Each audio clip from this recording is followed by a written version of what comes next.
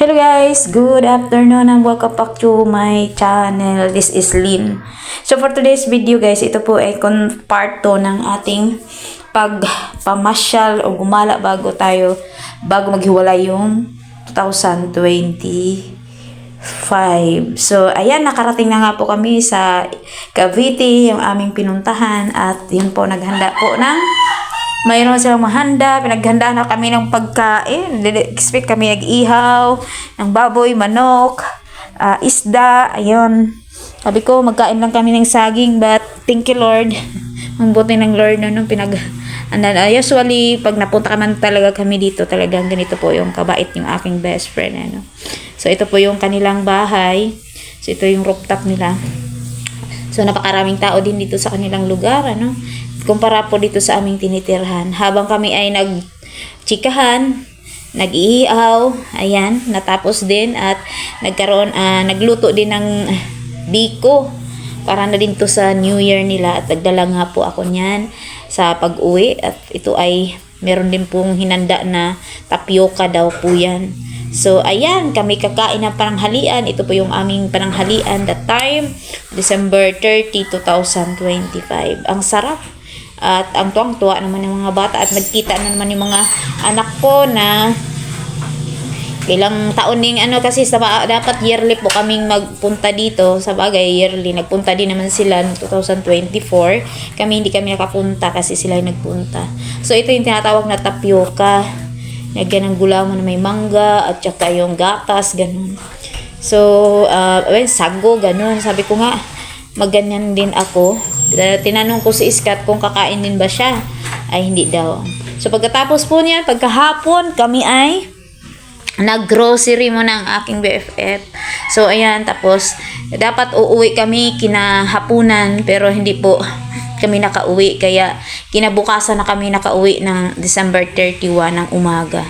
So, ayan, nag-grab na lang kami sa pag-uwi namin simula Cavite hanggang dito sa amin sa San Pedro. At maraming salamat sa aking BFF na God bless to you sa lahat ng blessing na pinag-share mo. Thank you talaga. At more blessing pa sa inyo, sa buong pamilya. So ayan, nagbiyahe na nga po kami, ang haba-haba po ng bali nung nag-grab po kami, ang bilis lang ng travel namin kasi dapat 2 oras ang biyahe dahil paputol-putol nga po mga kamema.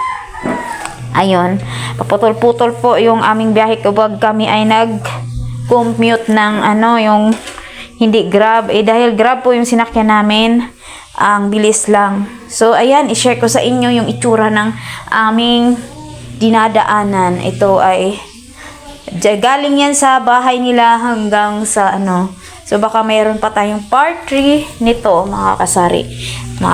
Hindi na pa tayo nagkasari-sari store, So habang ako nagbo-voice over ay pasensya na kayo, maingay talaga sa aming kapaligiran. Kung saan-saan na lang po ako magpupunta. Dapat sa banyo ako mag-CR, kaso maingay din sa banyo. So ayan, habang nagbibiyahe kami, nag-uusap kami sa driver kasi 31 na nga po ng umaga. Sabi niya maaga daw siya mag-aga siya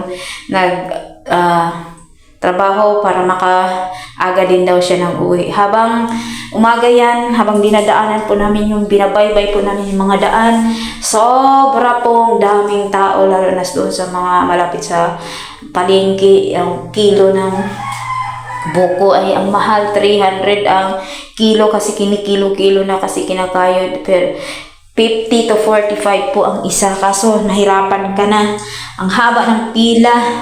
So ayan, doble na yung presyo, grabe na ginagrab po talaga ng mga so dahil sa mga pamahiin ng mga tao. Pero guys, ang mahalaga talaga doon na meron tayong handa kahit paano, hindi mo na kailangan kumpletuhin lahat ng bilog. Pero kung meron kang pambili, walang problema. At maraming dahil sobrang yun. Kaso nga lang, sobrang doble po yung presyo. So ayan, ang haba ng aming biyahe at ang mga nadadaanan namin, shortcut.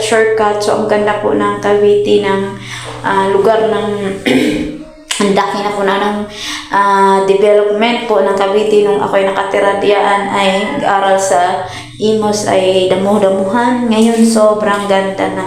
At lalo pang gaganda, magkakaroon na naman ng airport daw sa bandang basta sa Cavite, ganun. Cavite, Imus. Sobrang traffic nga lang yung lugar. Pero ang ganda po kasi marami na pong mga magkakaroon ng mga more developments pa daw po yan. So, dati nung nag-aaral ako ay sinasabi na po yan. So, ngayon ay ang dami ng establemento sa highway. Dating Kahuyan, Kapugunan, Damuhan. Ngayon ay marami na po pinagbago.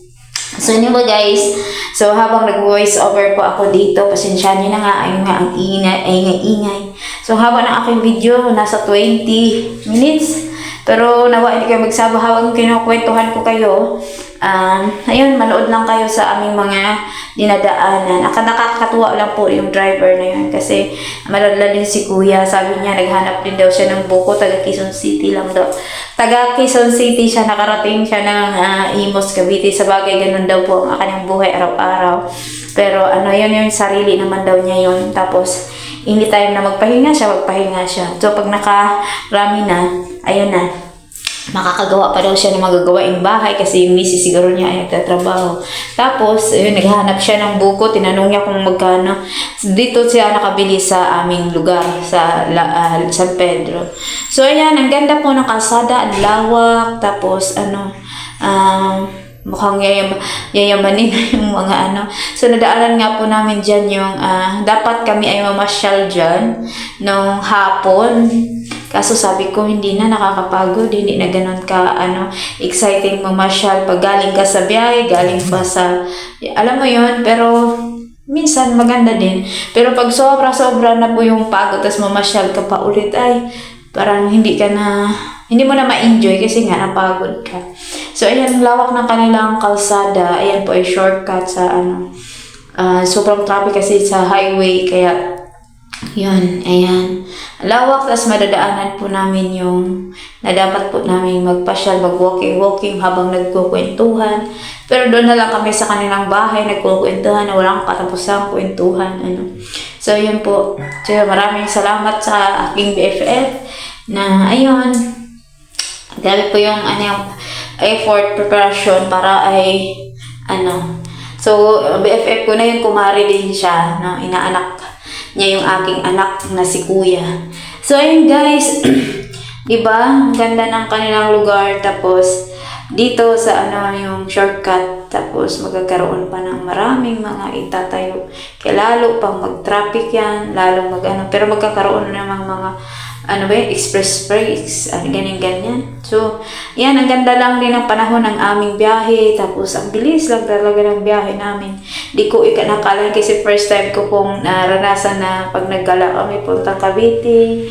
Yan, haba ng pila ng jeepney, haba ng pila ng tricycle, haba ng pila ng ganyan. Tsaka lang beses kaming akyat, sakay, akyat, baba, sakay.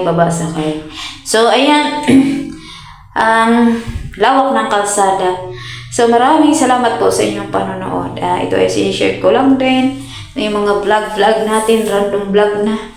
So, ang aking anak na babae ay dyan siya sa harapan. Ito dapat kami mamamasyal sa Vermosa. So, first time ko itong nakita. Ang ganda din pala dito. Masarap mag-walking, masarap mag-jogging.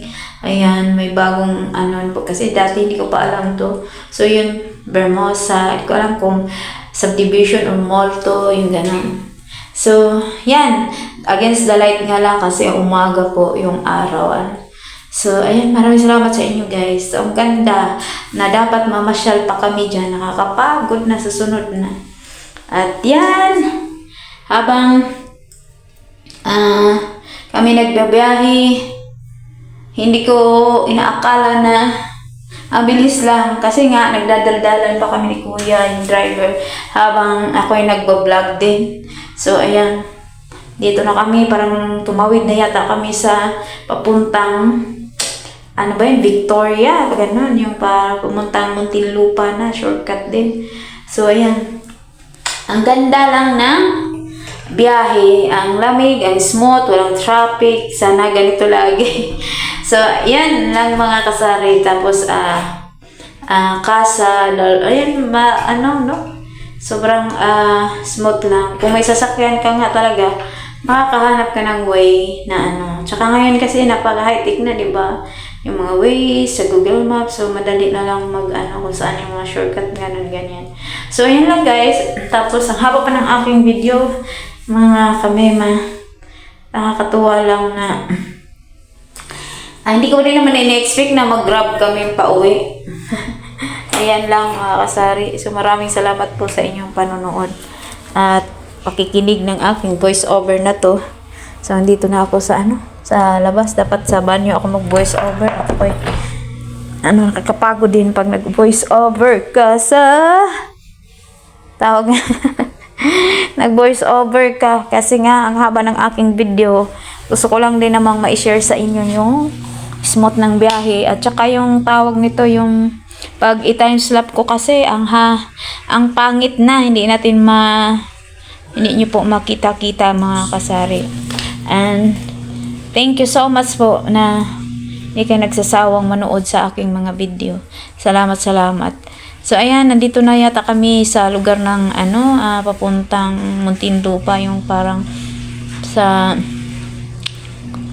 nakalimutan ko na to, yung papasok na ng Muntinlupa sa may Victoria area na private may vehicle dyan, kaya may mga hotel may mga condo na sa mga madadaanan po namin papalabas ng Cavite at saka papasok ng Muntinlupa. Ayun.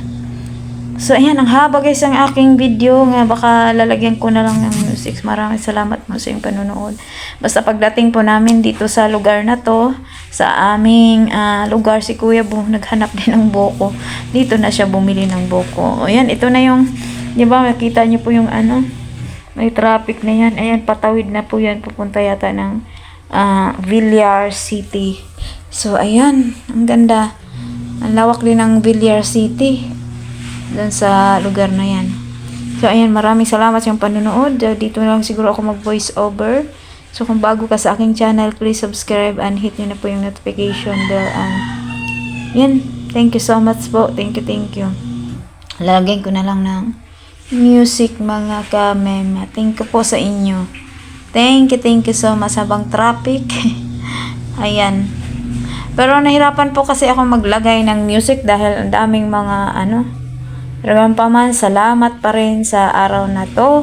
Salamat po sa isang taon ng pagsama ng Lord sa ating mga buhay. Bagamat marami tayong mga pinagdaanan, marami tayong mga at least ito pa rin tayo. Natawid po natin ang 2026 na ang pagsama niya. Ng pagsama sa atin ng pagtagumpay. Minsan may mga kabiguan man, meron man tayong mga kalungkutan. Pero salamat pa rin sa Lord. Ayan, yung mataas na yung expressway yata yan. So ayan, dito na nga kami sa Villar City. Mga kami, ang ganda ng lugar na to, yung papuntang Muntinlupa. Ayan, hindi ko alam kung yung Villar City ay sa ba yan? Cavite pa ba yan? O Muntinlupa, yung sa Daang Hari, ganun. So, ayan lang guys, ang smooth, ang lawak ng kasalay kasi nga, magandang lugar yung lugar na yan. At, ayun. So, ayan, mabilis lang ang shortcut ng pagkatapos dito. Tapos, marami pang mga, maraming tawag nito, maraming mga pakulo-kulo dyan banda sa lugar na yun. Kaya nakita ko pala sa mga video ng aking mga churchmate. Dito pala yun sa Villar City. Yung mga daming pailaw. Ayun. Ang ganda.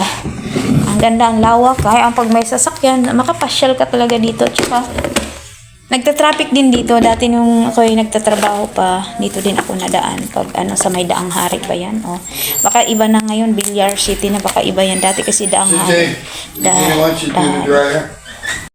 So yun na nga guys, ang haba ng aking kangawa-ngawa dito sa aking video na ito. Maraming salamat po sa inyo. Almost ng kalahati na sa aking video. At sige lang. Tatapos din ito. Ayan, dito na kami sa may papuntang Danghari yata yun, or iba yata yun. Hindi ko kabisado. First time po ako nakarating dito, pero nadaanan po natin yung Villar City. Yan. So, ang lawak ng kalsada dito, no? Dati nung ako'y dalaga pa, ay malawak na talaga. Mas lalo na to. Ngayon, or iba yatang daan po tong Villar City, kasi dati wala pong ganun. Tsaka yung pagpapunta ang galing Dasma papuntang Alabang, iwan ko kung ito din ba yun o iba papuntang Daang Hari. Yan. So napakalawak ang kalsada at ang ganda ng lugar din. May marami na ring establishment. May nakita ko parang may condo yata doon, no? Ewan ko lang din. So ayan lang guys. Tapos nakakatuwa lang na sa tagal lang ng panahon, ilang taon, ngayon lang ako nakabalik-balik din sa lugar na to, yung haba dito sa may bandang Daang Hari. Yan. Kasi madalas po kami nadaan pag punta kami ng Cavite ay sa GMA. So doon napakahirap po ng biyahe at saka antayan yan, yung Katagayanan. Hindi ko alam kung hospital ba yun o kondo. Yan. Tapos yan parang walang pong Daang Hari ba ito kung iba ba yung Villar City. So ayan, meron ding pasyal na nakita ko kasi sa mga kasamahan ko sa church na namasyal siya doon sa Villar City at ang dami ding mga pailaw. Pero sabi nila sa kabila daw po yun. So kasi dahil malawak po ang Villar City. So habang kami ay nahinto dyan, meron may pong mga nahingi ng pamasko dyan sa sasakyan, kumakatok. So ayan, habang naka-stop po ang sasakyan, marami pong namamasko na mga parang badyaw po. So ayan, inaantok lang ako sa kaka-voice over din sa aking video. So maraming salamat sa inyo guys. At yan, amahan niyo ako hanggang sa makarating kami sa aming bahay. Ang bilis ng aming driver o baka lang talaga ako nanibago. So mukhang mabilis kasi mabilis yung video ko no? Dahil nga walang traffic, ang lawak ng kalsada, nakakatakot din kasi pag mabilis. So, pero salamat sa Lord sa aming safe na biyahe, napaka smooth lang, wala kang alam mo yun, salamat talagang yung favor ng Lord nandoon talaga, sobrang grabe po ang Lord kumilos. So ayan, thank you po. Yung baka ito ay condo sa bandang ewan ko saan yung banda, condo, hospital. So ayan guys, grabe, ang dami ng mga pinagbago dito sa lugar na to. So ayan, kami siguro ewan ko lang kung nasa kalagitnaan na kami nito. At I'm sure yung driver din hindi din inaantok, no? Yun kasi madaldaling driver. So kung ikaw ay Grab driver o kahit ang driver, kailangan madaldal ka kasama ng yung mga pasahero kasi bawal matulog ang driver, So ayun lang guys ang aking ma-share sa inyo. Salamat. Kung napanood niyo po to, ay mag-comment kayo dyan sa baba and where you from while you are watching this video. Thank you so much guys for having thank you so much for the good bonding and the good alam mo yung guys, nakakatawa lang talagang ang ng Lord, no? Napakabuti sa dami man natin yung mga pinagdaanan, nandito pa rin tayo kapag gawa ng video, nawala ng tindahan, nagkaroon, pero salamat pa rin, hindi tayo pinabayaan, hindi tayo iniwan. Kaya thank you Lord, thank you. Tapos ayan, hindi ko alam kung saan na to, parang sa Daang Hari ba yan? So yun guys, ang ganda ng marami na din itong mga may tinda-tindahan, siguro maging yan, parang BGC sa sunod. So yun lang guys. Tapos malapit na kaming pag-angat ni kuya, doon na po sa amin San Pedro na. Grabe ang bilis lang. So, dapat po sana sa Pure Gold po kami bababa dahil madadaanan po yung aming village bago po mag Pure Gold. Sabi ko kay kuya, pwedeng dito na lang. Ayun, pumayag naman si kuya. Para hindi kami babalik sa sakyan pa ng tricycle pwede na kaming bumaba. Habang kami ay binaba niya sa lugar doon sa amin. Nakakita nga siya ng buko. Bumili na siguro siya kasi nga kulang pa yata siya sa pangdagdag ng kanyang salad. So, ayan. Masarap kasi yung salad na may buko. Kaya kahit mahal, okay lang. Kasi parang sama-sama. Pag kahit mahal, okay lang. Basta sama-sama po sa panahon ng season, holidays, ganyan, Christmas, New Year, doon lang po nagkatipon-tipon ang mga pamilya, kaibigan, kamag-anak, kayo. Kaya salamat sa sa mga ganitong season, nagkakaisa ang bawat Pilipino, bawat tao, pero nawa, ganun din ang bawat araw, magkakaisa.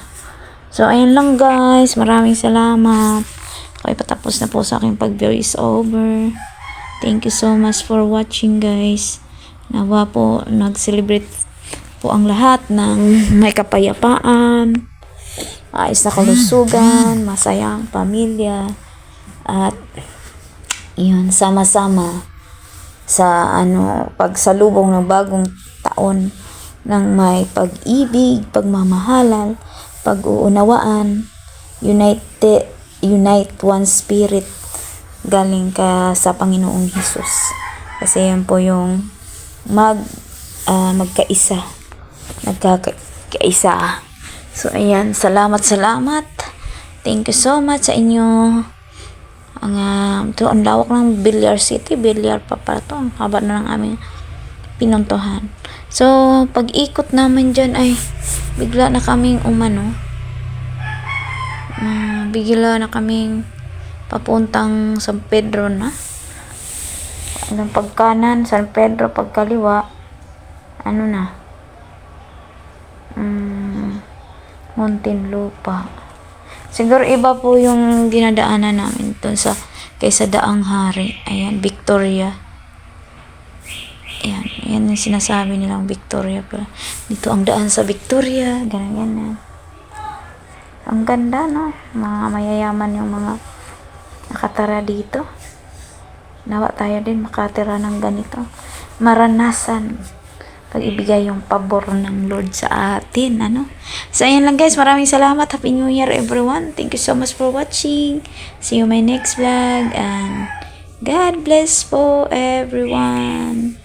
Happy New Year 2026.